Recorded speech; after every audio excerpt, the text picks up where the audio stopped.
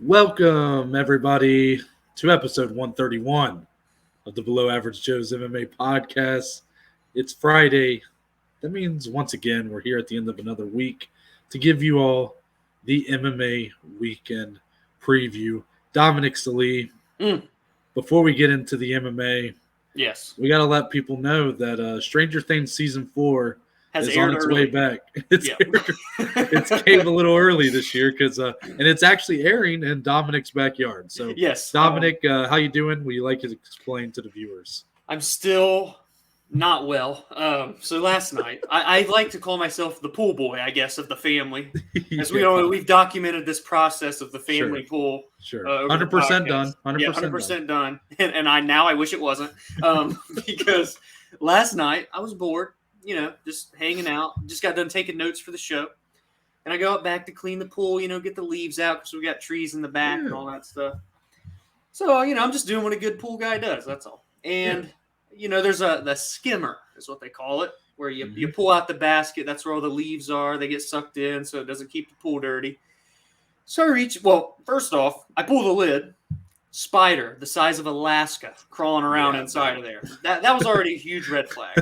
So, but before I reach down in there, I find the handy dandy hammer.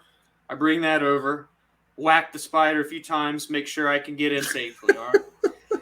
So, unfortunately, actually, the spider just vanished. I don't really know what happened to it. I just know I connected with 2 clean shots of the hammer. You either pulverized it to where it was nothing, or it somehow got away. Yes, exactly. So I muster up enough might to then reach my hand deep into the depths and pull out the basket, right? This freaks me out, just that part. I'm really painting this picture here. And I look in because you have to go take it, dump the leaves out in the woods, And there's this blob. You guys ever seen the movie The Blob? Isn't that a movie from back in the day? Okay. To me, it looked like a miniature version of the Dirty Bubble.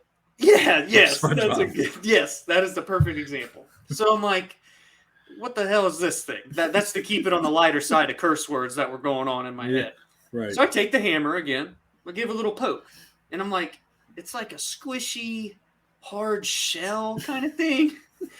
So then I flip it over again with the hammer. I ain't touching none of this stuff. And there's a little hand. You know what? I actually have photo documentation. The people on the audio platforms are like, what is going on here right now? Hold on. A literal mutant hand. I can't describe it good, so I'm just going to show this picture. This is graphic. I don't know. If there's anyone out here that watches Animal Planet or anything, tell us what that is. That was in the skimmer basket. So long story short, I find that. I shit myself a couple times. I end up being able to go dump it out, and I find out from my uncle that it was possibly a unborn baby mole that somehow got its way into the pool, which then would have floated its way into the skimmer and then into the basket. Which apparently baby moles are born in blobs.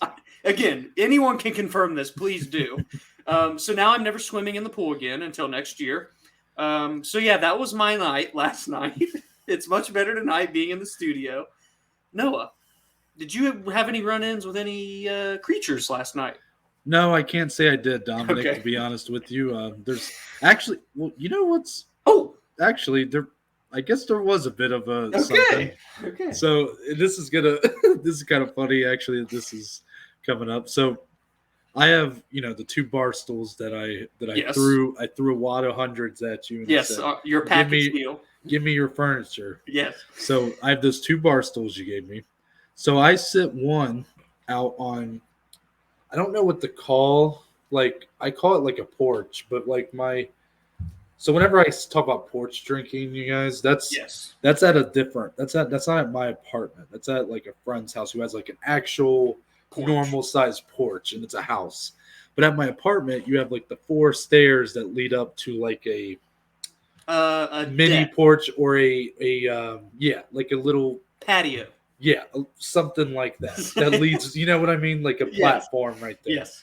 So I'll sit one of those bar stools out there throughout the day, and I'll just go sit out there because I think it's nice. It's just nice to just chill out there. Yeah. It's kind of shaded, just chilling. And like if I'm drinking with some friends, we'll go out there and people sit on the steps and stuff, and I'll just be on the bar stool. It's a nice. So last night I couldn't sleep because of what Dominic had sent me of that blob.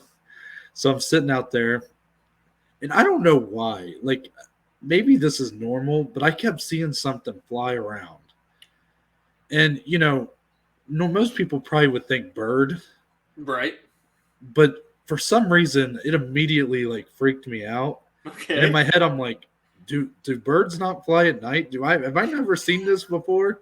Is that why I'm like freaking out? And then I don't know. So I'm like sitting there looking at this thing, and it keeps flying close and then away. And I'm like, in my head, what I'm thinking is, this is a fucking bat. A bat, yeah. And I don't know what bats. I know the movies with bats turn into fucking vampires. Yeah. But I'm just like, do I need to get away from? Like, should I not be sitting out here right now? Right. And I'm just sitting out there, and literally the thing got like so close that like I fucking nearly tripped, like running inside, like over myself. I was like, oh shit, and like dipped back inside. Oh man. So yeah, so hopefully, I mean, I don't know. So apparently I might have a bat at this complex. I don't know.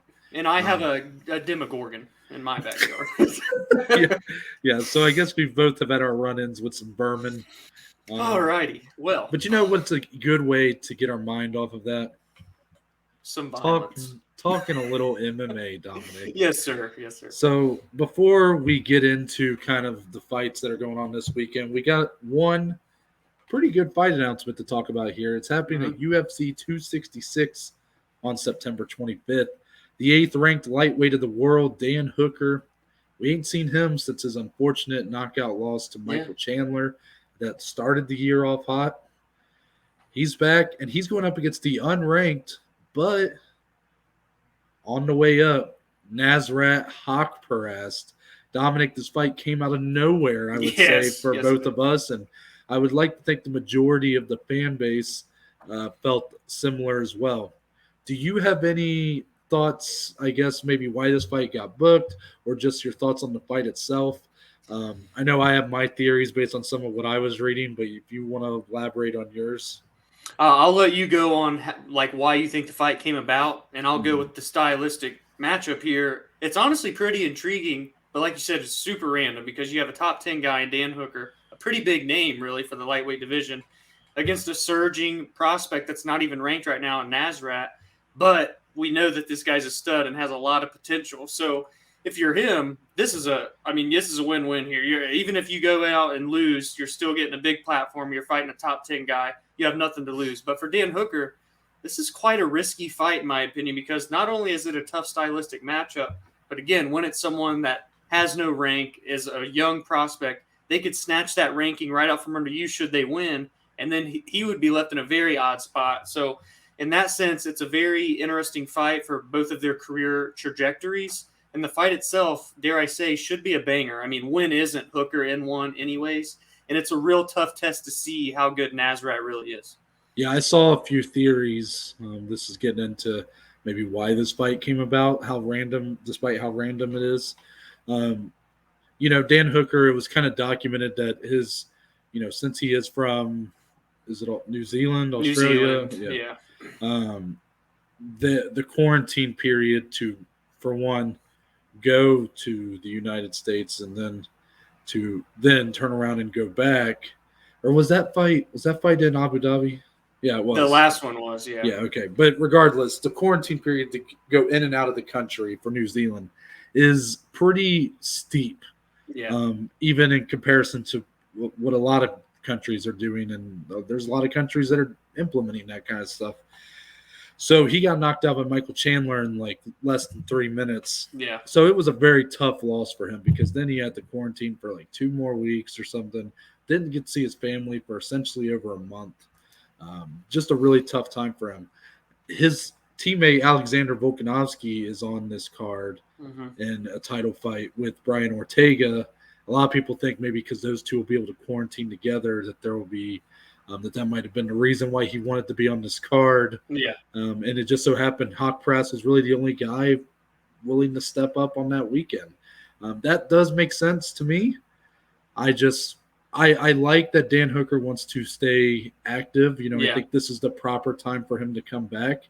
It's a big opportunity for Haqparast, a guy who has been given maybe an opportunity or two in the past to kind of crash into that top 15 and maybe slipped up a little bit or maybe looked a little underwhelming. But overall, he's still a very good prospect. Maybe not a prospect on the level of, Fiziev or Saryukin, some of those guys. But he is definitely a guy that I think has the potential to be a very good top 10 lightweight for sure.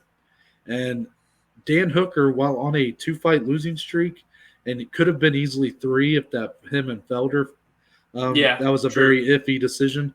But when you really go into those fights, the only fight that really looks bad is the Chandler loss. Right. Before that, he had a fight of the year with Dustin Poirier, who most have enshrined as the basically uncrowned champion of this division, which I don't think is fair, but still that shows you, he nearly beat Poirier. Yeah. Poirier had to come back in that fight. And then you go before that, the Felder fight was really good, even though I think you could go either way on those scorecards. I think more people probably think Felder won, but still, regardless, I liked the fight. Once I kind of, let it simmer a little bit, but it did feel very random at first. And it is a risk for Hooker, but when you're on a 2-fight losing streak and, not a lot of those big fights you want aren't calling right now, you kind of need to go out there and, this could be a blessing in disguise. If he can go out there and put on a awesome performance, then maybe a big fight will be in store for him in the future. Maybe a Tony Ferguson fight or someone like that. Sure. But there is the risk that he also takes another bad loss and, this one could really set him back, if he were to lose. It could. But still like the fight. I like that it's added to that card. UFC 266 is looking to be a banger. And, that's pretty much all I have to say about that one. Moving on from the fight announcements, we do have a little bit of news talking about Mr. GSP. Yeah, he's retired, but he did have a very interesting conversation with Ariel Helwani's renewed or rebranded or reimagined MMA Hour. It's back. And, they've talked about a lot of things, but the topic that I want to talk about here is about this planned Triller boxing bout that GSP was supposedly, and based on his interview, it appears interested in, that against Oscar De La Hoya. Yeah. Unfortunately for GSP, he is still, to this day, under contract with the UFC. I believe he still has 2 more contractual 1 or 2 more years, bouts. He said. Yeah. Well, it's bouts. It's not even years. So, he would have to fight that many more times in order to get out of that contract. He said that he went to Dana White, even tried to enlist the help of Lorenzo Fertitta, because Lorenzo was very much on board with that kind of fight, but Dana still nixed it. And, even though we're talking about this, I almost look at this as being a bit of a non-story. I saw some people, anytime something negative about Dana White comes out, people just, like a herd, they just go to it and shit on him. And, I'm not saying the guy's perfect by any means, but here, I don't know what you guys are expecting. I mean, Dana White and Oscar De La Hoya's back and forth has been well documented. It's been in your, if you don't know about it, then I just don't think you've been paying attention, because it's been on ESPN. This goes all the way back to when McGregor and Mayweather had their boxing bout, and De La Hoya called it a disgrace to the sport. Yeah. And, Dana has called him a lot of names, and De La Hoya has said a lot of things back. De La Hoya was the one that the promoter in charge of the trilogy bout between Chuck Liddell and Tito Ortiz, so there was a lot of bad blood there. It's not a good relationship. So for anybody who would think that Dana, no matter what his relationship with GSP is, no matter how good or how bad it is, that he would be willing to help Oscar De La Hoya either, 1, get a nice payday, or 2, potentially give him a chance to beat one of his, if not his best fighter of all time. You guys are crazy. It just won't happen. What do you think, Dom? Yeah, I mean, it was an interesting conversation just to kind of hear the back and forth of what went on behind the scenes on George's end, and how he also even mentioned that he was trying to call Dana's bluff, and how Dana had asked him to, oh, do you want to fight Khabib though? But he wouldn't let him go do the boxing fight. And he was just going on and on about all these different stories. And again, we still don't know, and we'll probably never know the full extent of it. But it was just interesting hearing all of this. And for the boxing fight specifically, are we shocked at all that Dana wouldn't allow this to happen? I mean, no. Yeah. And then they even mentioned, I know Ariel had let GSP know during the interview that they had something similar come up with Chad Mendez, how he was under contract still, but they let him go to bare knuckle. And like, well, Chad Mendez is a great fighter and all, but it's also not George St. Pierre, and I doubt their contracts are anywhere close to the same. Yeah. So it's just, there's a lot of differences there when trying to compare. But it was an interesting conversation. I feel anytime I get to see GSP come out and talk, no matter how seldom it is, there's always something really interesting to take away. Mm-hmm. And it happened again here on the MMA Hour. Yeah, I mean, I get where he's coming from. You know, it's hard to even tell really how he's feeling about it. Yeah. Like, I mean, he's very clear and not really emotional in the way he speaks about it, but I'm assuming he's somewhat frustrated. I mean, he wants to challenge himself. Boxing an all-time great like De La Hoya, what that could do for his legacy potentially is just a combat sports athlete.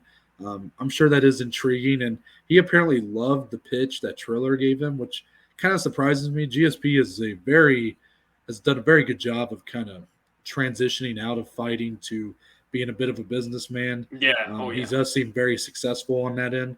And Triller, by several accounts, has not been the most trustworthy. I don't know if trustworthy is the right word. I mean, I haven't heard anything about like not necessarily paying people or whatnot, but just, you know, Mike Tyson was kind of their big get for a while when him and Roy Jones had their big match. Yeah. And afterwards, Mike Tyson said he had no interest in working with those people again. Right. But that doesn't tell you something like, and there's just, you know, they don't seem to be like fighting fans, the Triller people. They seem to be more in like a entertainment business. You know, they hire circus fights. They spend all this money to get TikTok stars and YouTube stars and movie stars and music stars to show up, and they have all those music live performances. And some people like it. Not really my thing. Not your thing either, Dom. Right. I don't really care about the pop and all that. Just you know, I want to see people fight. But so I was a little surprised that GSP seemed to be kind of swooned over by the people at Triller. But it is interesting.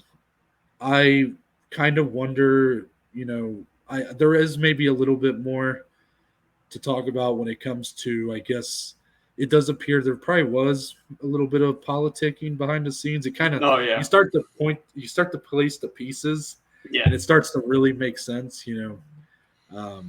Not only did GSP want this fight with De La Hoya, and Dana's like, well, how about a fight with Khabib? Right. But then he turns around and probably went to Khabib and Ali and said, like, hey, GSP wants to fight. Yeah. And then Ali goes on probably with Brett Okamoto or someone and says, like, yeah, we just got offered the GSP fight or something like that. Like, you can kind of see all this stuff lining up to where it's like, you can tell they really did not want GSP to go box for Triller against. And I don't know what people are expecting. I'm not saying you got to love the business model side of it, the politics side of it. I certainly don't love that part of it. But when it comes to, you know, anybody, I know people say business isn't personal and stuff like that, but if there's one thing Dana has shown is that he does take his business very personally. And because of that, there was no chance that this was going to happen, especially not going to happen where Dana doesn't get a piece of anything involved. Like, that was a big reason for why McGregor Mayweather happened, because they were involved with it. And you know, it's just, I think it's a bit of a non-story, but still worth talking about at the same time. Like, I think the actual outrage, while I haven't seen as much as a lot of Dana stories, it's still enough to where it was like, okay, let's clear the air. But again, beyond maybe the politics side of it. I really just don't think there's much here than what's on the surface. Yeah, it was nice to see it from George's perspective and like just putting it all out there. Agreed, and I do understand his frustration. Yeah. But you signed a contract. Like, I mean, that's 101. That's what happens usually. Right. So let's transition here to some actual fights that are going on this weekend, starting with the UFC, and this is UFC Vegas 34. Yes. We got an interesting headliner here because as the headline states, middling middleweights look for bounce backs, and that's because number 3 ranked Jared Cannonier goes up against the number 9 ranked Kelvin Gastelum. Kelvin, of course, stepping in for a second straight time in as many bouts for Paulo Costa. That was originally who was supposed to be here, so now it's Kelvin and Cannonier. What's kind of interesting, Dominic, about that headline was like immediately what I thought when I saw this matchup. But really, Cannonier's just lost the one fight to Robert Whittaker. I think that's what true. Makes him middling, and he's only ranked. I mean, he's still ranked 3rd. Yeah, he's right there. I think what makes him middling is the fact that he has taken a dip in being active in the last couple of years. So, like, that loss to Whittaker has kind of set him back a lot. If he would have beat Whittaker, he probably would have already fought for the title. Yeah, 100%. I mean, we knew that from Adesanya. He's like, if you go out and beat him, I want you. That's who Izzy wanted to fight. He would have beat him. He would have faced Adesanya rather than Blachowicz. That probably would have been the headliner of that card. Yeah. Which is kind of interesting, in itself. But that's not what happened. And instead, he does lose pretty somewhat decisively. Did have a bit of a rally in the 3rd, but ultimately just too little too late. So now he's here with Gastelum, who Gastelum's had a bit of his own journey since, that fight of the freaking decade with Adesanya. Mm-hmm. Coming off that fight, it's not been great for him. Had back-to-back losses after that to Stephen Thompson, and then the weird one with Jack Hermanson. Yep. He did come back and beat Ian Heinisch, but that was a definite step back compared to those other guys. Yeah. And then when he tried to go back up and face Robert Whittaker, again, short notice, Robert Whittaker put on an awesome performance. Yeah. A fight that Kelvin wasn't necessarily out of, but he was at least a step and a half behind every step of the way. So he's kind of just still right here, middling. That's again where this is. And I'm struggling because it feels like people really want Kelvin to like succeed here. And like, if he wins, it feels like this is really going to be huge to catapult him maybe back into top 5. Oh yeah. While for Cannonier, I don't get that same level of interest from people. I feel like a win here kind of just keeps, obviously he's fighting a guy lower ranked than him, but it feels like he kind of just stays stagnant. And who knows how many more wins it's going to take for him to even be looked at as a title challenger again.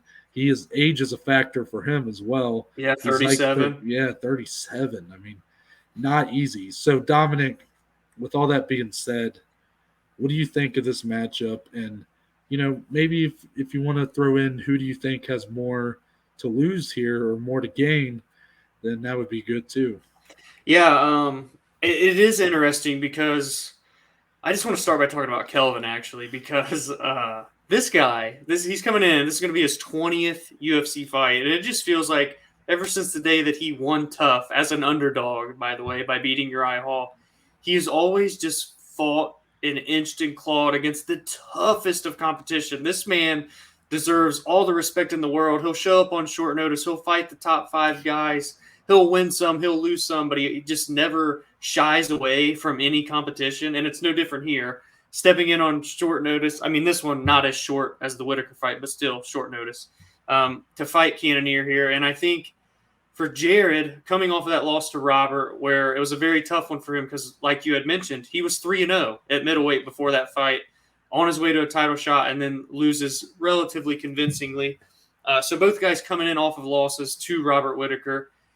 And stylistically, it is an interesting matchup because Kelvin's kind of a guy that is good everywhere, and we saw that when he did have the bounce back win against Ian, he really utilized a great grappling game, which we hadn't really seen from him in quite some time. He's always typically just striking.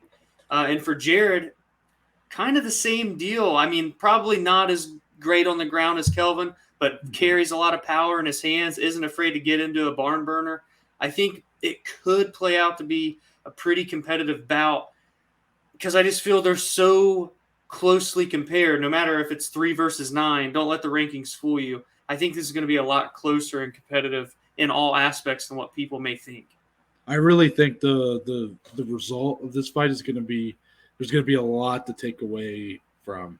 I think whether it's someone getting finished brutally or you have a war of a fight or whatever it is, I think no matter the result here, it's not going to be like fight happened, nothing really to talk about. Like I feel like both guys are clearly going to go in one direction or the other, depending on the result.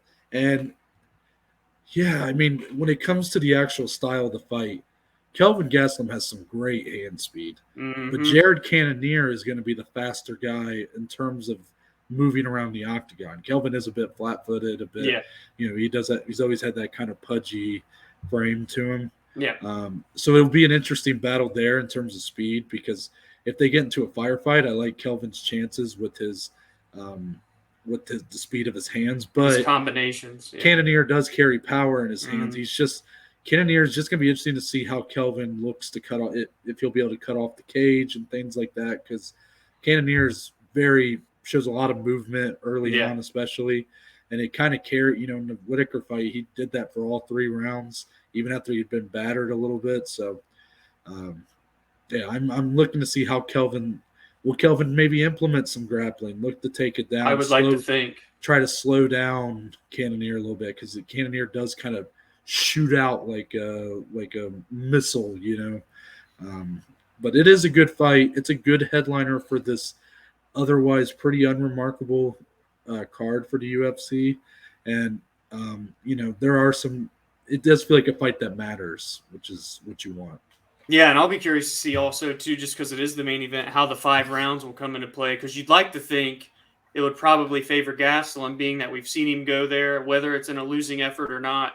He's always in the fight, no matter how long it goes. And for Jared, going to be kind of his first potential shot at going to rounds 4 and 5, should it go past the 3rd. So that's just a whole other outlier that potentially weigh in one person's favor. So a lot of intangibles. The styles really clash very well in this one. I'm excited. Let's get into about a little lower on our main card for this one. This should be the co-main event, in my opinion, but it's not. Yeah. Our flyweights are being stepped on again, Dominic. I can't wait for this one. But we're going to give them their respect here. This is the fight for us. Number 3 ranked Alexandre Pantoja, and number 6 Brandon Royval. Raw Dog is back. Oh. So these two guys have had great. Basically, the whole last year has been great for them. I know Royval had a bit of a, slip up with Moreno where shoulder popped out of place, and that sucked. But the fact that Royval had basically risen from literally unsigned to potential title shot challenger within a few months, I think speaks a lot. And he still is right there, but Pantoja has been on a very impressive run ever since he had that pretty brutal loss to Perez last summer. The guys looked phenomenal. I mean, the fight with Manel Cape, he looked so good. And, I know Manel Cape has not had the best of runs in the UFC so far, but Manel Cape is still a very good fighter. Yes. And Pantoja neutralized him. That's the only way you can say it. Kind of neutered him for 3 rounds. And here, that's kind of what for Royval, I'm a little bit worried about. Royval is a much younger fighter, less experienced. And because of that, he does make mistakes sometimes. His record's not super clean because he gets to a lot of really fun fights, a lot of wars. But a lot of that's because he doesn't fight smart sometimes. He tends to kind of, if he hurts someone, he just looks to pounce. He is a true fighter in the sense of sometimes he doesn't really use up here. He just he just uses the fist, and it's worked really well for him in the UFC for the most part so far. The Moreno loss didn't have anything to do with that. That fight with Kai Kara France was awesome. Mm-hmm. But that was a fight again where he got caught a few times by Kara France and just was able to end up getting a submission victory. Here, Pantoja doesn't really play those games, man. He's a very smart fighter, very well equipped to go the distance. Yes. I also haven't noticed Royval using a ton of leg kicks, which we've seen as something that could really hurt Pantoja. And so I don't think that's really going to be a factor here. I guess Royval, if this fight goes to the ground, I'll be interested to see who really gets the edge there, because Royval's very talented in submissions, but yes, he's an ace. Pantoja, no slouch either. And then when this fight's on the feet, I feel like I like Pantoja here. I think his technical side is just a bit too educated, I think, for Royval, who likes to get into some brawls, from time to time, but I don't think he quite can hold up in a tit for tat with a guy like Pantoja on the feet. What are your thoughts here? And is the winner potentially looking at a title shot after this, Dominic? I think if it's Pantoja, I definitely think a title shot could be next. I know he's got some history with Moreno, and of course Royval does too, so it could potentially be that way for either guy. Stylistically, you kind of hit the nail on the head. Where on the feet, I do lean toward Pantoja. I think just the way he looked against Cape, I feel should be the game plan he wants against Raw Dog, because if he tries to go out and get into a firefight with Royval, while he could find success, it could also get pretty hairy because Royval is going to land shots too. If it is on the ground, I agree with you as well that it goes to Royval in that favor. So that makes this fight so much more interesting. And Pantoja has 8 submissions of his own. Both these guys love to finish fights. This is the perfect matchup to kind of put these top 6 guys to the test. I love that Royval, kind of gets rewarded with staying in the top 5 in terms of an opponent after his loss to Moreno. And then you just look at what Brandon has done since. So it just makes more sense for Royval anyways. And it's a huge test for both guys. Can Pantoja string together some wins now, finally reach the cusp of this division that he's really been a staple in since it started, many years ago. And Royval, while still new, not the shiniest record at 12-5, has shown that he can compete and beat top 10 guys already. Can he add one more to his mantle on his wall? I can't wait for this fight. It's unfortunately the first fight of the main card. It should be, like Noah said, the co-main. I'm very, very excited. Mm-hmm. Yeah, when it comes to Royval, you're right. I do kind of like that he sort of got rewarded for, really what he has kind of accomplished already so far. Yeah, he had that loss to Moreno kind of sucked just because, yes, Moreno won the round, but the shoulder pops out of place. But at the end of the day, that's very similar to in some ways, not as one-sided, but it's a bit like McGregor-Poirier in a way. So I got to give him credit for a win. I'm not gonna. Well, and Moreno actually at least finished the fight technically, though. No, he didn't. I thought it was a TKO in the round. I thought, well, maybe it was. We may need fact check. You're probably right. So, yeah, regardless, I like that he's still being given a chance to kind of prove top 5, but it also worries me a little bit because, a loss here, and it's like, man, that's a tough road back just because this division's not super deep by any means. There's not a ton of guys in the flyweight division.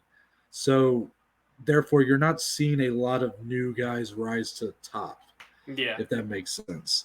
The guys that are up here have, don't get me wrong, there are some younger guys up here. I mean, Moreno being this high is somewhat, even Alex Perez is a newer guy. But all in all, you kind of expect the guys that are at the very top right now to remain at the top for a while. So Royval could potentially have 2 losses to one to the champion and one to potentially the next title challenger. So it just sets him back a good amount, but he is young enough, talented enough to where he could easily make his way back. We thought him kind of being shot up to Kara France was a bit risky, and he passed that test. And then Moreno seemed like a big jump up, but didn't quite pass that one. But again,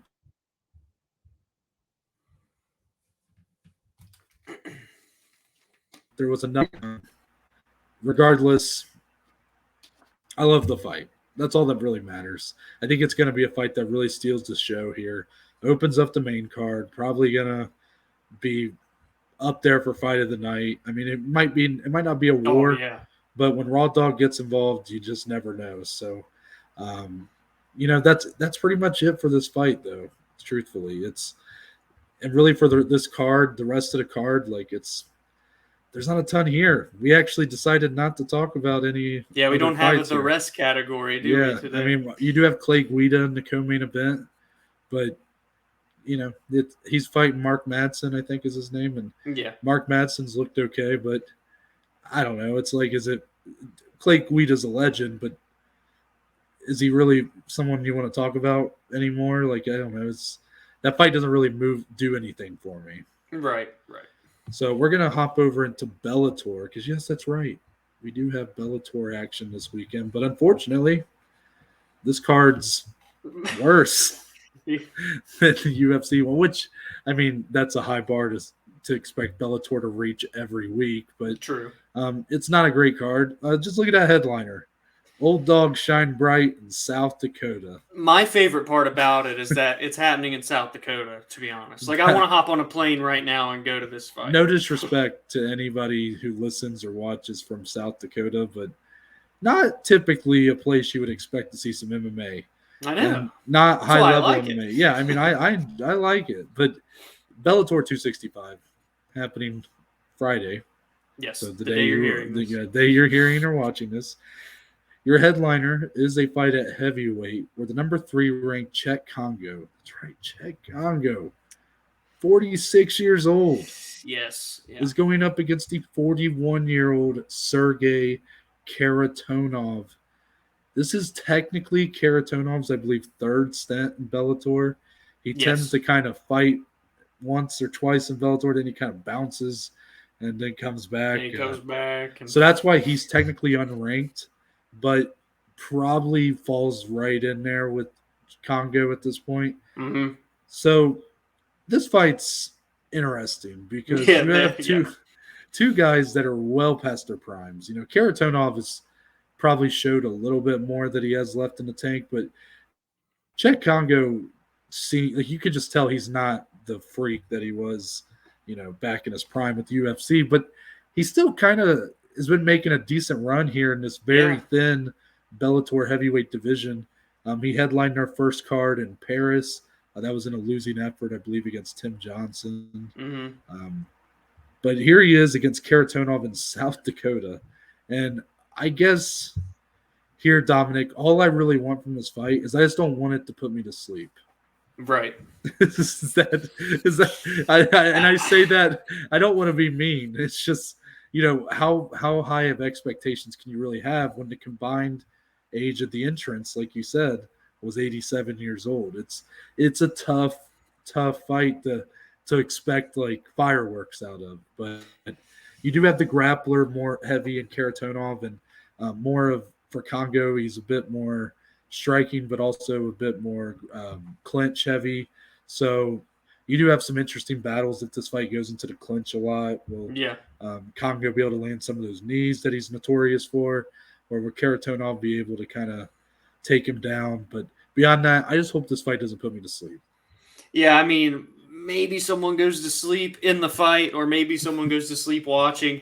Again, you don't see matchups like this very often with two guys so up there in the age in terms of still competing and just veterans of the fight game for years and years. As Noah mentioned, Cheick Kongo used to be, a perennial guy in the heavyweight division in the UFC. When he came over to Bellator, I mean, he's 12-3 in the promotion. He's been great, all in his 40s, which is impressive.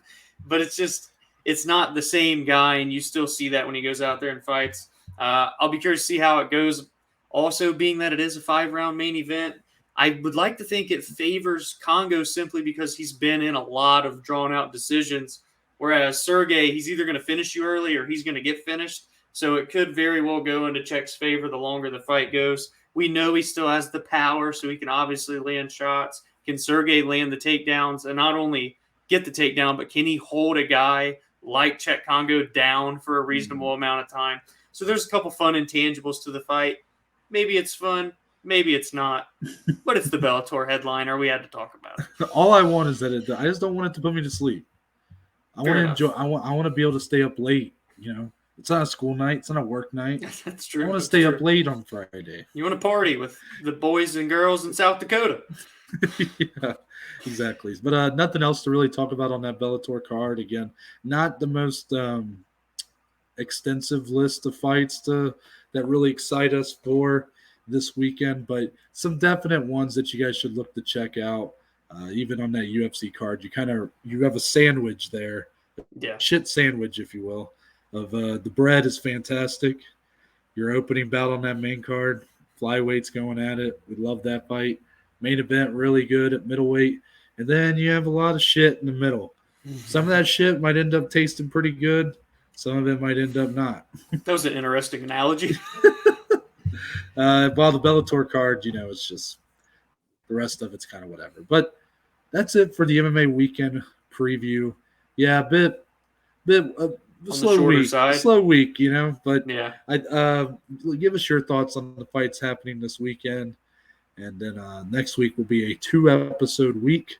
So we'll be coming back to you on Monday with a recap. Hopefully some shit goes down this weekend. And we'll get to talk about the PFL. It's happening right now as we're recording. So obviously we can preview that. I should have mentioned Thursday card. I should have mentioned that, since this is happening on Thursday, people are listening and watching on Friday, so they might be expecting a recap for PFL. But again, we'll put that with Monday's items. So that'll be on Monday because we're recording this at 6-7 o'clock right now. Yes, the prelims are starting.